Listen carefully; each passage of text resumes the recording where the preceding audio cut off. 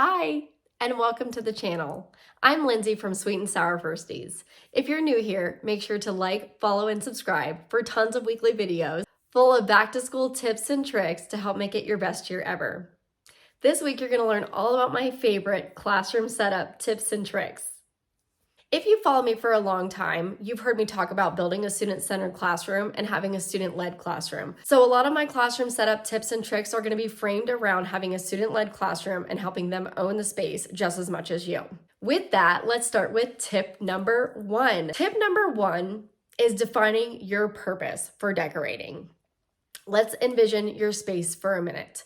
I want you to think about what types of things that you're going to be putting on bulletin boards, putting around the room, putting on display. What is the purpose of each one of those things? If you ask yourself that question, you'll determine whether do you need to have that in your space or can that be left out? Here's an example. Let's think about these alphabet posters. If you're in a primary classroom, these are a great tool for students. Their purpose is to help students identify beginning sounds with proper letter formation and can be used as a tool that they can access. So these are something that I would absolutely have in a primary classroom to support those students. Calendar pieces are another great tool for students. You can use these every day with students at the beginning of the day, help them understand the season, help them understand the days of the week. These are another tool. Notice that purpose again. What are the tools that I have in my classroom to support my students? When thinking about the purpose of everything, I also want you to think about less is more. Take a look at this bulletin board, for example. This is a bulletin board that simply serves a space that will eventually hold student work, but for now, it's a placeholder. So that when families come into the classroom for the first time, the bulletin board is not empty, but instead it's going to eventually hold their student work until I'm ready for that. I have a placeholder for that. So if you walk into my classroom, you'll notice a lot of tools that are decorations that serve a purpose for students. A visual daily schedule for students, days in school, classroom helper. These are all things that are interactive, that have a purpose in the classroom that students can access. Again, notice me saying that's student-led. How do students have access to all of the things in my room? A lot of times I'll leave walls and bulletin boards blank so that they can be built together with students. We have different subjects. Maybe we have a math wall. On that wall, we'll have anchor charts, we'll have student work, we'll have examples, exemplars. They will help me build these spaces together. So again, less is more, and how can we build this space with students?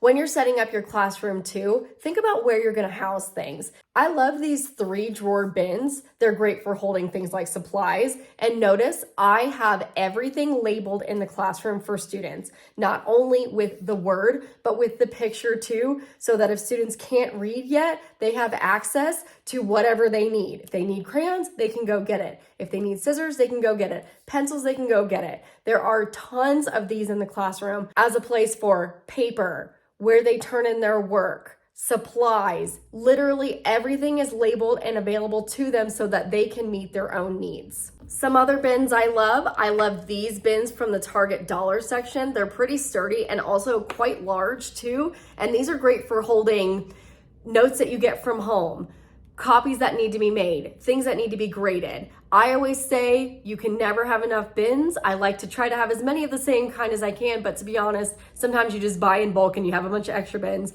But my thing is, if it's sitting on a table, put it in a bin. If it's in a bin, at least it's contained, it's not as messy, and you can deal with it later, even if it means throwing it away, because sometimes we need to do that too. For my supplies, I love having the 10-drawer cart from Michael's, and I label that with all the days of the week, including a bin that says extra pages, copies for next week, and even one that says miscellaneous, because yes, sometimes we just need to have a miscellaneous drawer. We know it, we have them at home too. But that 10-drawer cart is a godsend and organizer. It keeps everything organized all year long. It's super easy to access. You know, as a team, we make our copies the week before, so I can just stick everything in that drawer and know that when Wednesday comes, I can open the drawer and pull out what I need from there. So the 10-drawer organizer is a must for your pages. You guys have heard me say this now too. I am all about simple, sustainable solutions. So everything that I'm offering to you is everything I do in my own classroom, and it's simple, easy to keep up with, and lasts all year. And the last part of our series, I talked about using student numbers instead of names. Again, simple, sustainable solution. Don't label everyone's names on things every single year. That is so much work. Use numbers instead. You laminate them once, you attach them to whatever they need to be attached to, and they're there. Students know their number, they can get whatever they need, and you're not doing it year after year.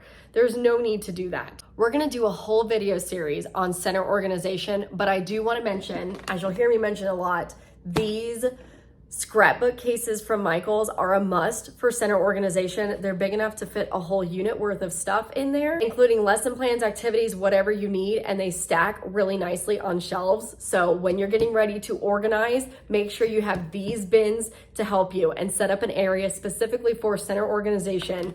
And look, I always label the front too, so it's easy to pull them off, whatever unit we're on. Another tip I have for you is when you get in your space, sometimes it can be filled with other teachers' stuff, which is really hard to deal with, or sometimes it's even your stuff that needs to be gone through. I'm gonna link some blog posts for you to help you figure out how to get rid of things that you don't need and kind of declutter. But when you have your space and you're getting ready for the new start of the year, you can visualize different parts of the classrooms. I like to make a classroom map after I've gone into the space to figure out what makes sense where and try to put things in areas that I know make sense for students. Where is the library gonna be? How is it going to hold maybe a center or two or an activity that students can do there?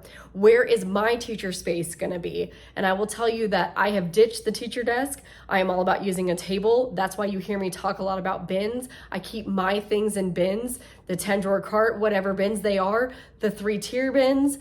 I don't have a desk anymore. I feel like it's very cluttered and just takes up more space that can be utilized in other ways.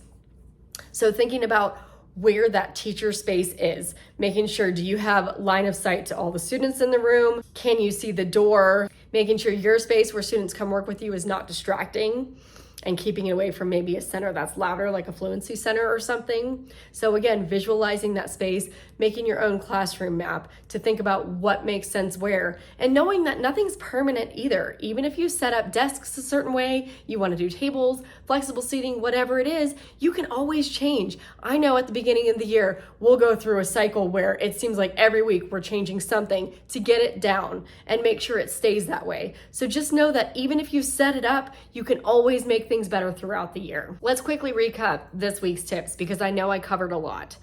Less is more. Have simple things up for back to school night for families to see. So there's a few things on the wall. How can you make your space student-led? Can you ditch the teacher desk for good? Where do you house your materials and student materials? Purposefully thinking about the flow and functionality and where you set up different spaces in the classroom and how students access all of those things, as well as implementing simple, sustainable solutions that last for years to come, like numbers instead of names.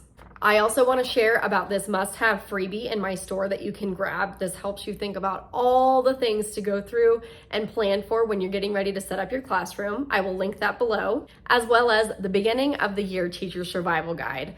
I have taken a lot of time to think through and map out how to not only set up your classroom, but set up your community and management as well. You heard me talk about giving students access to everything in the classroom, and I mean everything. I teach you how to do that in here, teach you how to go through and plan out how to set up your classroom, which makes sense for students. Again, talking about those things we just hit on in a really purposeful and meaningful way that will help you have simple organization systems that stay that way all year long.